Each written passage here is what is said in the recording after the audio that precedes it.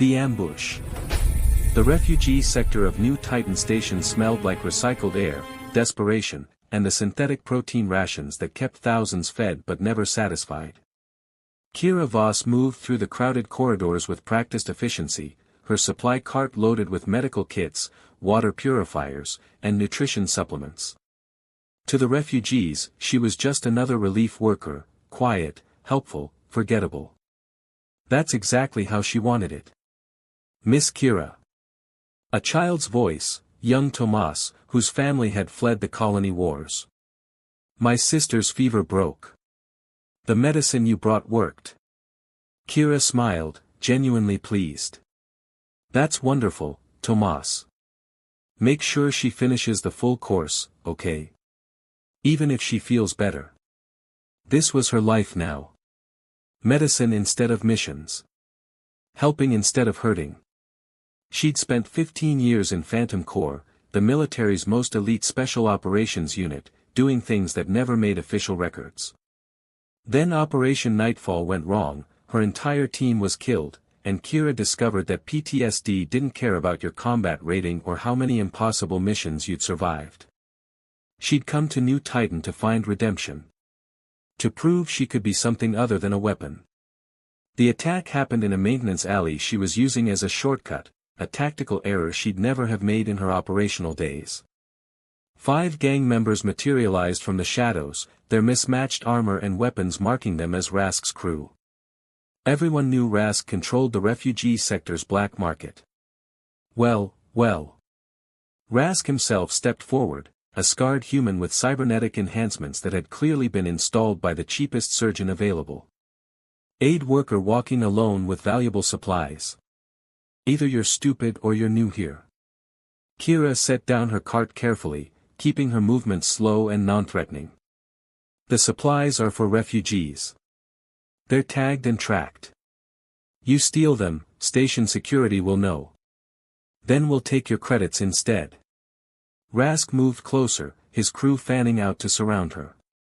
Plus maybe a little something extra for our trouble. Pretty thing like you, all alone down here. The threat hung in the air. Kira felt her pulse elevate, not from fear, but from the familiar combat readiness that her body remembered even when she wished it didn't. She forced herself to breathe slowly, remembering her therapist's words, de-escalate first. Violence is the last resort, not the first option. Please, she said softly, hands raised. I don't want trouble. Take the supplies if you must, but let me go. From a nearby doorway, someone watched. Blue skin caught the corridor's dim lighting, an Etherean, one of the recent asylum seekers. The woman's violet eyes were wide with fear, frozen in place as she witnessed the confrontation. Rask grabbed Kira's arm roughly. Too late for please. Boys, check her pockets while I. What happened next took exactly 2.7 seconds. Kira's training overrode conscious thought. Her free hand struck Rask's wrist at a specific nerve cluster, his grip released involuntarily. She pivoted, using his momentum to slam him face first into the corridor wall. The thug to her left reached for his weapon. She disarmed him with a joint lock that left his shoulder dislocated but not broken. The one behind her moved in with a knife. Kira dropped low, swept his legs, and struck his solar plexus with precise force, enough to incapacitate, not enough to cause permanent damage. The remaining 2 attackers finally drew their weapons, but station security was already arriving, alerted by the alley's surveillance. Kira stood in the center of 5 groaning gang members, her breathing barely elevated, her expression calm. The whole encounter had lasted less than 5 seconds. As security took statements and arrested Rask's crew, Kira noticed the blue-skinned Etherean still standing in the doorway, staring at her with an expression that mixed awe and fear. Are you all right? Kira asked gently, approaching slowly. The Etherean nodded, then found her voice, musical accent carrying the educated tones of Etheria's scholarly class. You're not just an aid worker. I am now, Kira said firmly. The rest is, past tense. Past tense that moves like present perfect, the woman observed, and despite the tension, Kira found herself smiling at the grammar analogy. I'm Kira. Zephyr. The Etherian extended her hand, cooler than human baseline, with the faint bioluminescent patterns that marked educated members of her species. Thank you. They've been threatening refugees for weeks. No one could stop them. I didn't stop them, Kira corrected. I just responded to an immediate threat. But as security led the gang away and Kira retrieved her supply cart, she felt Zephyr's eyes still on her, curious, assessing, intrigued. And for the first time in months, Kira wondered if maybe hiding from her past meant hiding from who she truly was. Some ghosts, she was learning, couldn't be outrun. Only integrated. Understanding and connection. 3 days passed before Zephyr appeared at the relief center, carrying a thermos that emanated an unusual, pleasant aroma. Kira was organizing medical supplies when she looked up to find the Etherian scholar standing there, her blue skin showing faint patterns of nervousness, something Kira had learned indicated emotional states in her species. I brought tea, Zephyr said, almost shyly. Traditional Etherian blend. It's a thank you. For the other day. Kira gestured to the small break area. I'd love some. It's been a long shift. They sat across from each other, the tea releasing a fragrance like citrus and something floral Kira couldn't identify. Zephyr poured with practiced ceremony, her movements graceful and precise. You're wondering, Kira said quietly, reading the unspoken questions in Zephyr's eyes. About what you saw. I'm wondering who you were, Zephyr admitted. Before you became who you are now. So Kira told her. 15 years in Phantom Core. Covert operations across a dozen systems. The kind of missions that required operators who could ghost through enemy territory, accomplish impossible objectives, and disappear without a trace. She explained Operation Nightfall, the ambush that killed her team, the survivor's guilt, the PTSD that made her hands shake when loud noises echoed in enclosed spaces. I came here to prove I could be something else, Kira finished, staring into her tea. To help instead of hurt.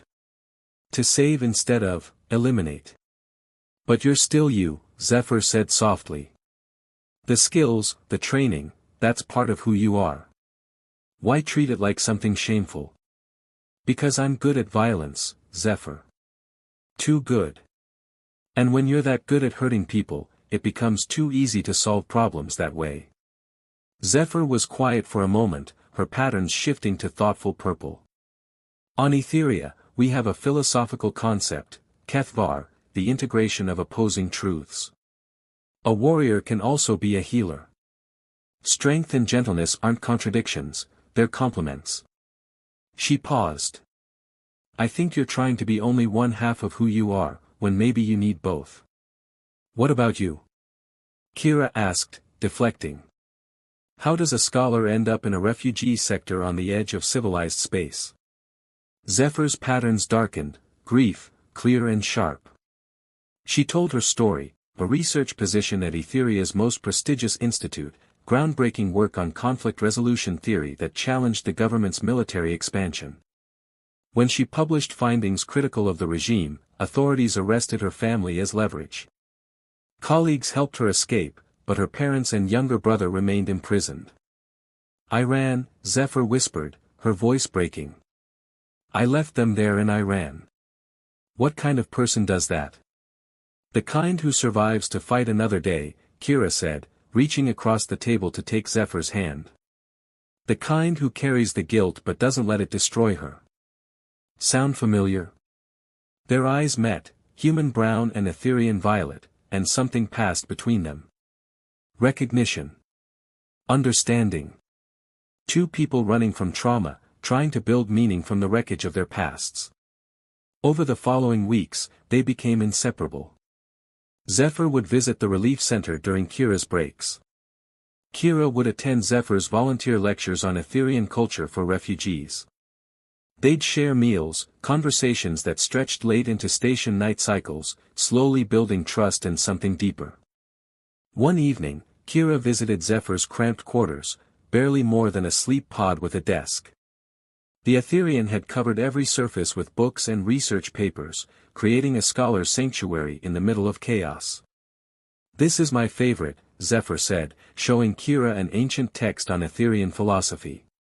"It argues that true strength isn't the absence of fear or trauma, but the courage to remain gentle despite having every reason to become hard." They sat close on the narrow bunk, shoulders touching as they read together. Kira was intensely aware of Zephyr's proximity, her cool skin, her faint scent like ocean air, the way her bioluminescent patterns pulsed gently with each breath. "Kira." Zephyr's voice was soft. "Yeah. I'm glad you were in that alley. I'm glad you're here now."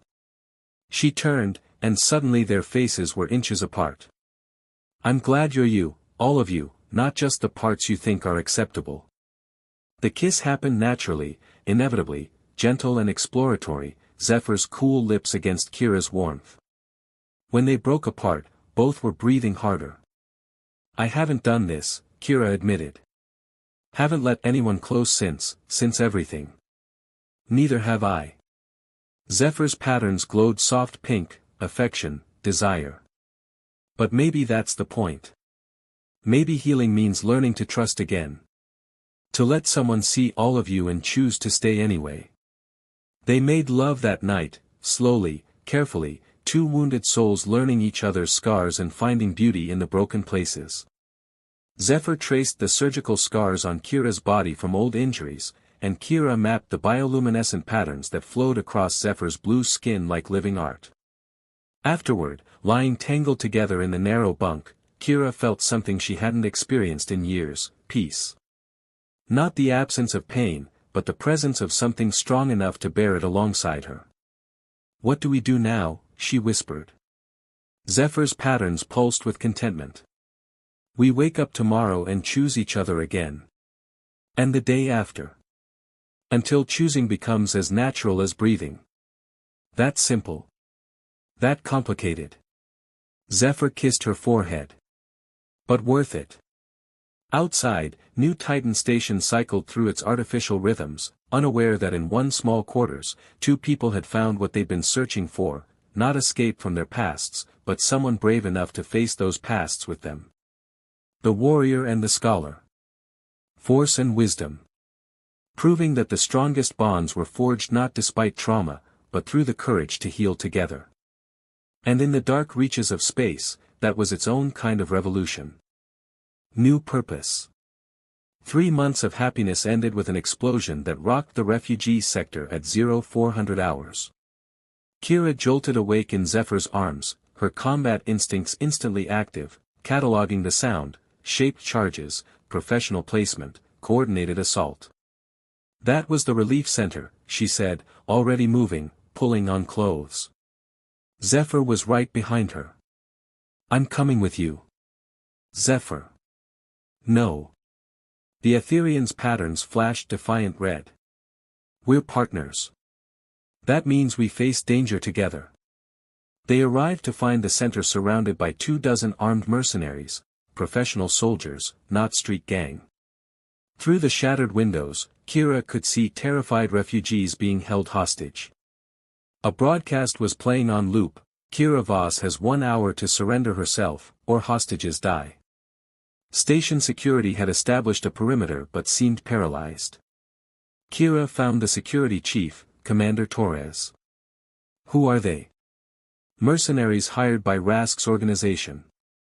They want revenge for your interference." Torres looked defeated. "We're outgunned and they have 30 hostages including children. Our tactical team is still 20 minutes out." Kira's mind shifted into operational mode: threat assessment, tactical analysis, probability calculations. She could see the entire scenario playing out: entry points, defensive positions, hostage locations. 15 years of training overlaying her vision like a tactical HUD. "I need building schematics and a communication line to their leader," she said, her voice changing to command tone that made Torres instinctively straighten. "You're not going in there alone." "She's not." Zephyr stepped forward, pulling out her personal tablet. "I've studied station infrastructure for my research. I know every maintenance corridor, ventilation shaft, and power junction in that building. Together, we can create a tactical plan that minimizes casualties. Kira looked at her, this gentle scholar offering to walk into violence, and felt something shift in her chest. Zephyr wasn't asking her to be only the healer or only the warrior. She was asking her to be both, to integrate the parts she'd been trying to separate. Okay, Kira agreed. But we do this smart. For the next 40 minutes, they worked with ruthless efficiency. Zephyr mapped power routes and ventilation systems.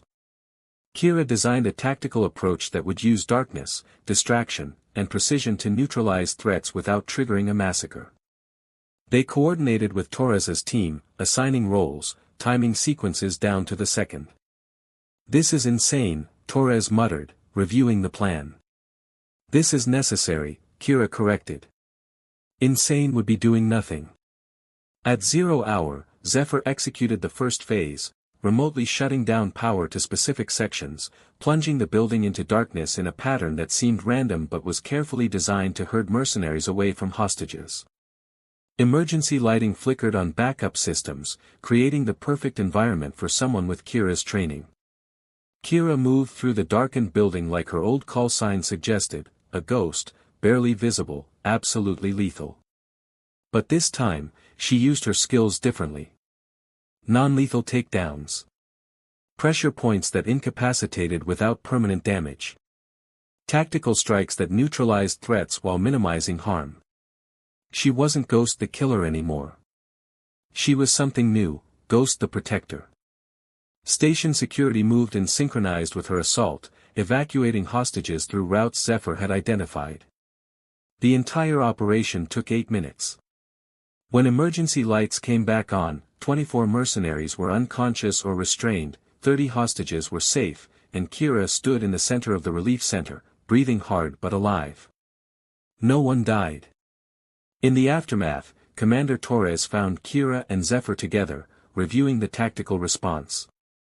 That was unprecedented. Voss, I'm authorized to offer you a position. Training our tactical teams in advanced combat protocols, but also in de-escalation, hostage situations, minimizing casualties. We need operators who know when not to pull the trigger. Kira looked at Zephyr, who nodded encouragingly. I'll consider it. But I want to continue my relief work too. And I want Zephyr involved. Her tactical analysis and understanding of systems were crucial today. Done, Torres agreed. We can use strategic thinkers as much as warriors. That evening, in their quarters, they'd officially moved in together a month ago, they sat on the small balcony overlooking the refugee sector. The relief center was already being rebuilt, refugees returning to their homes, life resuming in the resilient way it always did. You were magnificent today, Zephyr said, her patterns glowing soft purple with affection. Both the warrior and the healer. You saved all those people not by being one or the other, but by being completely you. I couldn't have done it without you, Kira admitted. You gave me tactical advantages I'd never have seen. Scholar meets soldier. Force and wisdom, Zephyr quoted from their philosophical discussions. Compliments, not contradictions. Kira pulled her close, breathing in the scent of ocean air that seemed intrinsic to Etherians. So we're really doing this? Training security forces, continuing relief work, building something permanent? We're doing this. Zephyr kissed her softly. Teaching others to be protectors without becoming monsters. Showing that strength and gentleness can coexist. Proving that the strongest warriors are those who know when to fight and when to heal. Below them, the refugee sector hummed with life, people who'd lost everything finding ways to rebuild, to hope, to persist. And in their small quarters, 2 survivors did the same, proving that healing wasn't about forgetting trauma but integrating it into something stronger. The warrior who learned to heal. The scholar who learned to fight. Together, creating a future where they didn't have to be one or the other, but could be completely, authentically themselves. As New Titan Station cycled through its artificial night, Kira held Zephyr close and realized that redemption wasn't about becoming someone different. It was about accepting all the parts of yourself, the violence and the gentleness, the strength and the vulnerability, and finding someone brave enough to love you exactly as you are. Complete. Complicated. Human. And absolutely, perfectly enough.